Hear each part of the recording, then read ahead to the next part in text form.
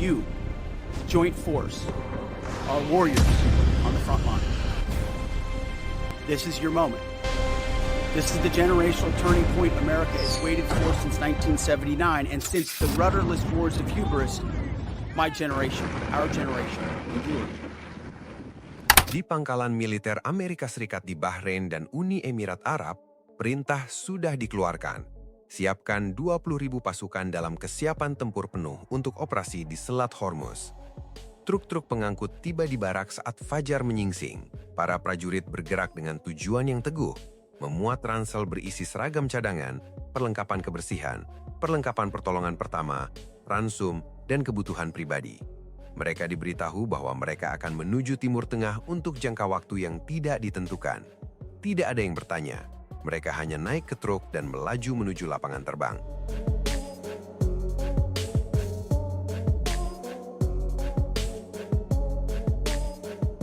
Pada saat yang sama, unit-unit lintas udara melaksanakan ritual mereka sendiri. Para penerjun payung memasang parasut utama di punggung dan parasut cadangan di dada. Mereka membawa senjata dalam tas senapan lunak yang disandangkan di bahu bersama ransel tempur.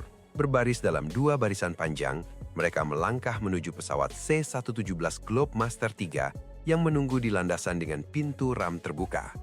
Para penerjun payung itu akan terbang ke area operasi, melompat, dan mendarat sebelum sebagian besar pasukan konvensional tiba. Di lapangan terbang lain, kru darat memuat persenjataan berat ke dalam pesawat B-52 Stratofortress untuk dukungan serangan jarak jauh. Bom serbaguna Mark 84 seberat lebih dari 900 kg, masing-masing hampir sepanjang 4 meter, diangkat satu persatu ke peluncur putar internal dan ke tiang sayap eksternal.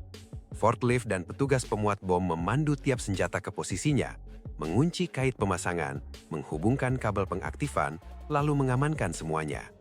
Di ruang kru, pilot dan awak menguji masker oksigen, memverifikasi regulator, dan mengemas tas pribadi berisi air, makanan ringan, peta, daftar periksa, sarung tangan cadangan, serta perlengkapan bertahan hidup untuk penerbangan yang bisa berlangsung lebih dari 12 jam.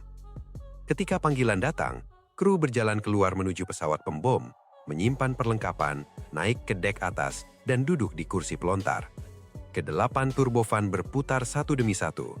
Pesawat pembom berat itu melaju, berakselerasi, lalu lepas landas, naik perlahan di bawah beban muatan bomnya yang penuh. Di atas kapal induk di Teluk, marinir bersiap untuk keberangkatan mereka sendiri.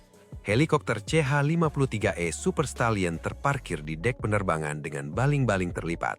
Para marinir mengambil perlengkapan, menaiki tangga, lalu berjalan melintasi dek untuk naik ke helikopter.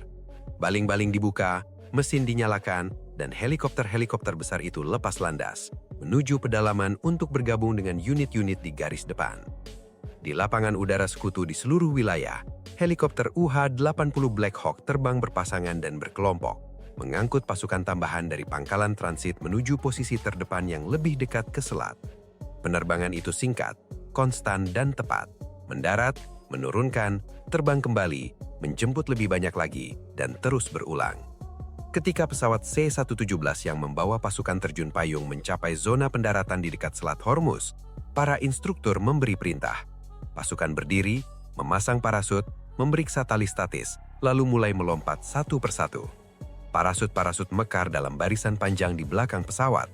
Dalam beberapa menit, seluruh pasukan sudah berada di darat, mengumpulkan perlengkapan dan bergerak menuju titik kumpul. Setelah menurunkan pasukan terjun payung, C-117 kembali ke lapangan udara sekutu, mendarat, menurunkan landasan, lalu menurunkan kendaraan dan peralatan pendukung. Semua unit berkumpul di posisi yang telah ditentukan. Pasukan terjun payung yang melompat bergabung dengan kendaraan dan perbekalan yang tiba lewat udara. Marinir yang diterbangkan oleh CH-53E mencapai sektor yang ditugaskan, sementara tentara yang diangkut oleh UH-60 sudah berada di pos mereka. Peralatan berat dan kendaraan lapis berat tiba melalui penerbangan lanjutan. Semua orang lalu memulai proses membangun posisi, menggali parit, menyiapkan komunikasi, mendistribusikan amunisi, dan mendirikan kamp yang akan menjadi basis operasi mereka. Pasukan telah sepenuhnya berkumpul, dilengkapi, dan siap bertempur. Kapten Alex Rivera berdiri di anjungan USS Tripoli, menyaksikan persiapan terakhir. Letnan Sarah Klein melakukan pengecekan akhir pada MH-53E Sea Dragon miliknya.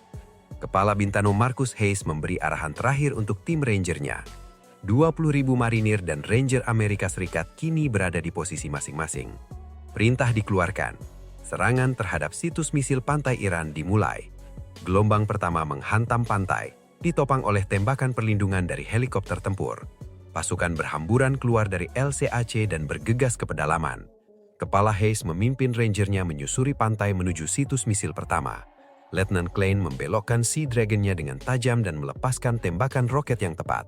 Satu persatu, peluncur misil pantai hancur, susunan radar runtuh dalam kepulan api dan api. Ancaman yang membayangi selat dihapuskan secara sistematis.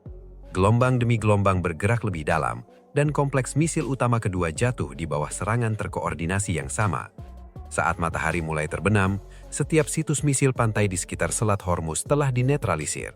Dari posisi yang direbut, Kapten Rivera mengeluarkan ultimatum terakhir. Kalian membuka selat, tetapi masih mempertahankan misil-misilnya. Kini kalian telah kehilangan pasokan listrik. Menyerah sepenuhnya, atau kami akan mematikan jaringan listrik. Pasukan gabungan bergerak menuju pembangkit listrik. 20.000 marinir dan Ranger maju di bawah perlindungan udara yang terus-menerus. Pembangkit listrik pertama diamankan tanpa merusak infrastruktur kritis. Yang kedua, lebih besar, menyusul tak lama kemudian. Kedua fasilitas kini berada di bawah kendali Amerika. Beberapa menit kemudian, bendera putih berkibar di seluruh Iran.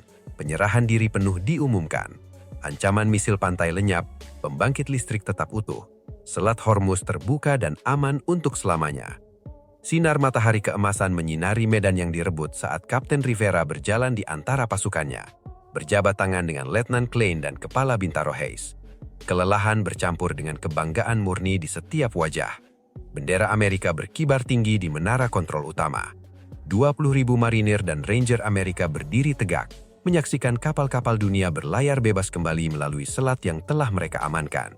Saat matahari terbenam dalam kebaran jingga dan emas, Kapten Rivera berdiri di tempat pengamatan yang tinggi, merenungkan setiap lompat, setiap ledakan, setiap momen yang mempertaruhkan nyawa.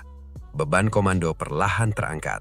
Di pos komando dan di dek USS Tripoli, pasukan berbagi cerita dan tawa pelan. 20.000 pahlawan yang kini menjadi legenda. Malam turun di Teluk Persia, lampu-lampu keamanan menyala di seluruh area yang diamankan, sementara USS Tripoli dan gugus tugasnya berjaga di lepas pantai. Saat fajar keesokan harinya, seluruh pasukan mulai menaiki helikopter dan kapal pendaratan untuk perjalanan pulang. Suara Kapten Rivera terdengar di setiap radio untuk terakhir kali. Misi selesai, selat telah terbuka, Iran telah menyerah, kami pulang. Bendera Amerika berkibar bangga terterpa angin pagi saat armada berlayar menjauhi dari garis pantai yang kini sunyi. USS Tripoli memimpin perjalanan pulang, membawa 20.000 pahlawan. Mereka yang melompat dari langit, menghancurkan ancaman misil, merebut pembangkit listrik, dan memaksa perdamaian. Selat Hormuz mengalir bebas kembali, dilindungi oleh keberanian, keterampilan, dan tekad tak tergoyahkan dari 20.000 marinir dan Ranger Amerika Serikat yang menjawab panggilan ketika dunia sangat membutuhkan mereka. Kemenangan mereka akan dikenang selama beberapa generasi. Lautan terbuka, misi selesai, dan kebebasan terus berlayar. Like dan subscribe channel ini untuk update video terbaru berikutnya. Sampai jumpa.